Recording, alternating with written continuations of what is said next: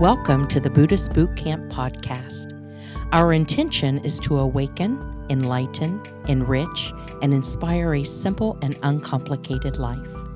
Discover the benefits of mindful living with your host, Timber Hawkeye.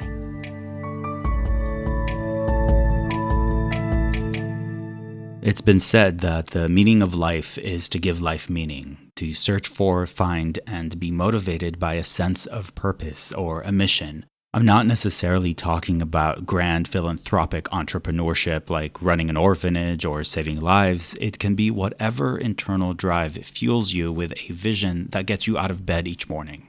For many people, raising children is the ultimate calling, while others' vocation is their artistic expression, their career, or the objective of progress, be it environmental, humanitarian, or spiritual. In our monthly discussion circles about these topics, many parents said they had or adopted or fostered children in order to have a sense of purpose when they didn't feel they had it. And one father in the audience said the child was not had on purpose, but the moment it was born, it gave his life purpose. They all admitted, however, that parenting is a double-edged sword in that you essentially work yourself out of a job, for once the kids are grown, you start looking for meaning elsewhere. Be it rescuing dogs or cats or counting on being a grandparent someday. All of that is to say that the search for meaning and purpose is universal, but the methods vary.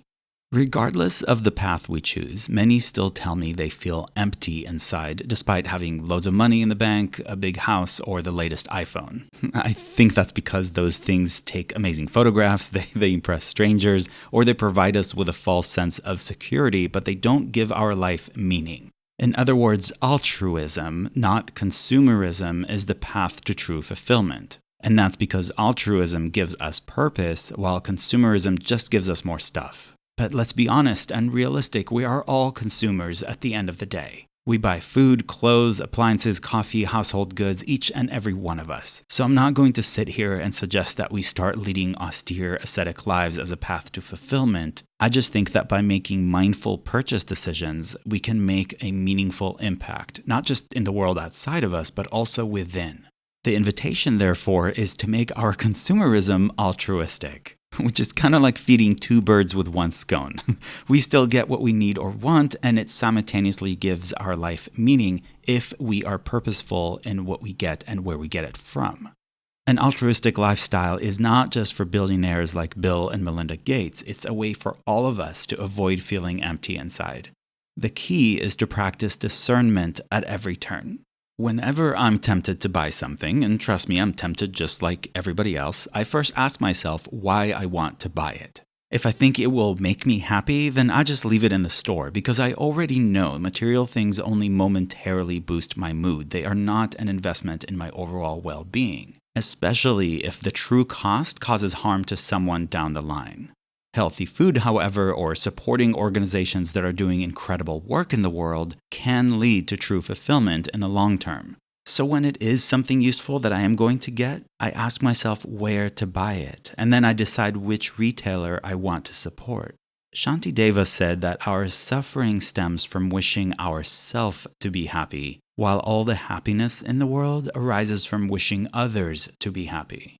It's why I keep telling people to read books, for example, but then pass the books on to someone else. It is more meaningful to give than to receive.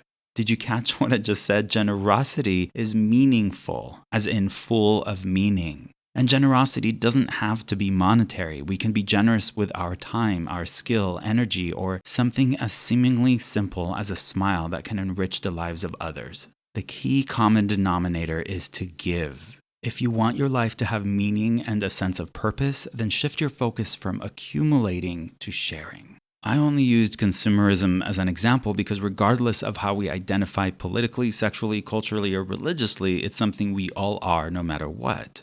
Do you remember Jon Krakauer's Into the Wild? Even happiness is only real once it is shared.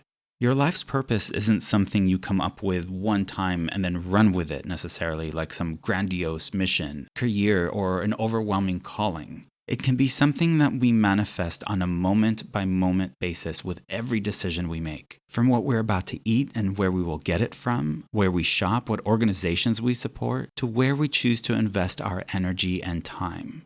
What I'm saying is, let's do everything on purpose with purpose. St. Francis of Assisi said, "It is in giving that we receive." So let's live meaningful lives by giving life meaning.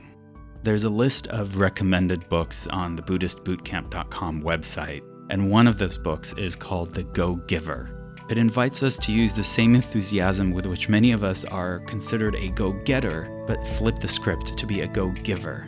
What a wonderful world it would be. Timber Hakai is the best-selling author of Faithfully Religionless and Buddhist Boot Camp. For additional information, please visit BuddhistBootcamp.com, where you can order autographed books to support the Prison Library Project, watch Timber's inspiring TED Talk, and join our monthly mailing list. We hope you have enjoyed this episode and invite you to subscribe for more thought-provoking discussions. Thank you for being a soldier of peace in the army of love.